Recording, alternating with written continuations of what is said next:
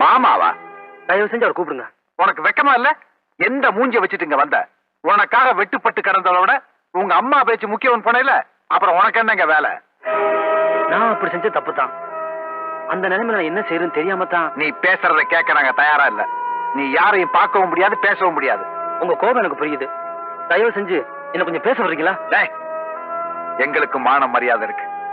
எங்களுக்கெல்லாம் தெய்வ மாதிரி இருக்கிற எங்க மாமாவை கேவலப்படுத்தின உங்களை மன்னிக்க தயாரா இல்ல. இனிமே உறவுங்கிறதுக்கு இங்க இடமே இல்ல.